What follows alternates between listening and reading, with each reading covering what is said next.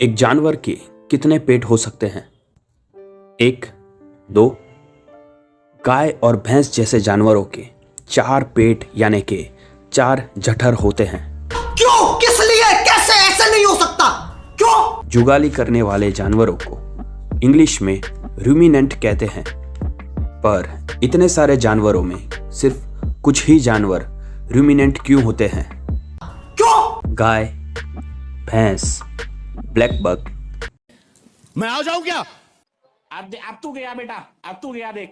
चीतल, Impala, springbok और भी बहुत सारे हिरन और भेड़ बकरियां, ये सब जुगाली करने वाले प्राणी हैं यानी कि रूमिनेंट। इन सभी को 4 जठर होते हैं, पर इन चारों जठरों का काम अलग अलग होता है। इन 4 पेट के पीछे का कारण उत्क्रांति से जुड़ा हुआ है। सजीव सृष्टि में शिकारी और शिकार के बीच हमेशा युद्ध होता रहता है। शिकारी अपनी पेट पूजा के लिए शिकार को पकड़ने और उसको मार डालने के पैंतरे ढूंढते रहते हैं। अब जरा सोचिए कि उनके हर एक पैंतरे सफल हो जाए तो हर शिकार का अस्तित्व लगभग मिट जाएगा और बाद में शिकारी का भी। अब इस प्रकार की स्थिति तो पैदा नहीं होती। क्यों? क्योंकि जैसे शिकारी अपने दांव पेच आजमाते हैं, वैसे ही शिकार भी अपने बचाव के लिए दांव पेच आजमाते हैं। कुदरत ने यह सुविधा सबको दी है।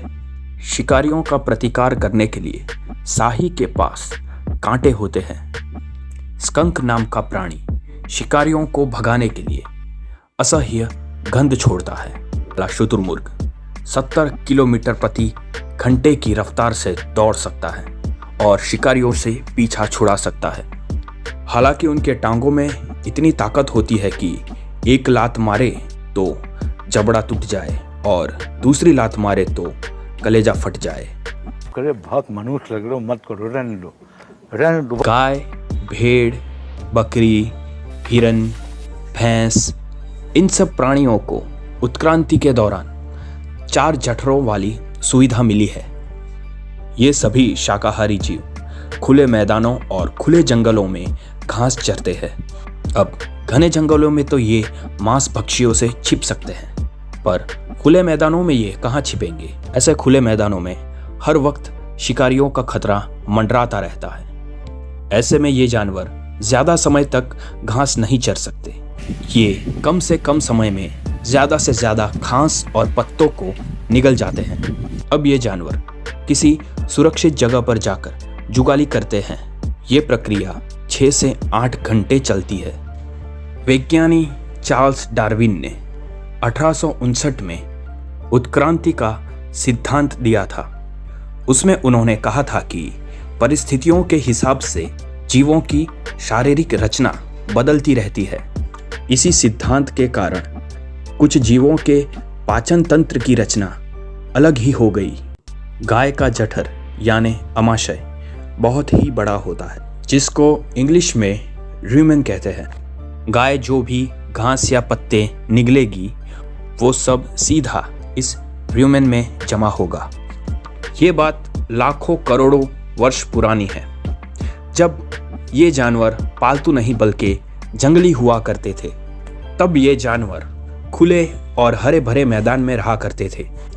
तब हमेशा ही हिंसक और मांसभक्षी जानवरों का डर लगा रहता था। इस जोखिम से बचने के लिए शाकाहारी जानवरों का पाचन तंत्र पीढ़ी दर पीढ़ी बदलता गया और अंत में 4 अमाशयों वाला बन गया। रूमेन जो है वो सिर्फ खुराक का संग्रह करता है। उसके बाद ये खुराक रेटिकुलम नाम के जठर में थोड़े थोड़े होकर गुजरते हैं। यहाँ पर बैक्टीरिया इस चारे का विघटन करते हैं।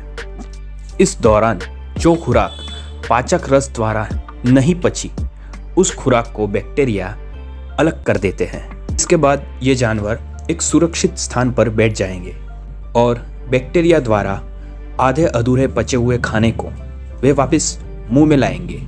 इसी क्रिया को हम हिंदी में जुगाली और गुजराती में वागोड़वू बोलते हैं। अब ये चबा हुआ खाना ओमेसम नामक जठर में जाएगा। ये अमाशय खाने के अंदर रहा बहुत सारा पानी सोख लेगा। उसके बाद ये खाना जाएगा एबोमेसम नाम के अमाशय में। इसे ट्रू स्टमक बोलते हैं। क्यों, किस लिए, कैसे? क्योंकि हमारे जठर के जैसे इस जठर में भी पाचक रस उत्पन्न होते हैं। ल्यूमेन, रेटिकुलम एंड ओमेसम ये 3 पाचक रस उत्पन्न नहीं करते, पर आलसू प्राणी शास्त्री इन्हें भी जठर ही कहते हैं। साले तू एबोमेसम खाने को बहुत हद तक पचाकर आंतों में भेजता है। अब इतनी अच्छी सुविधा होने के कारण आपको लगता होगा कि शिकारी तो भूखा मर जाता होगा, पर जैसा कि आप जानते हैं शिकारी घात लगाकर शिकार करने में माहिर होते हैं। तो जंगल में शिकार करना और शिकार हो जाना ये घटनाक्रम चलता ही रहेगा। चैनल से जुड़े रहने के लिए और सब्सक्राइब करने के लिए बहुत बहुत धन्यवाद। जय श्री कृष्णा।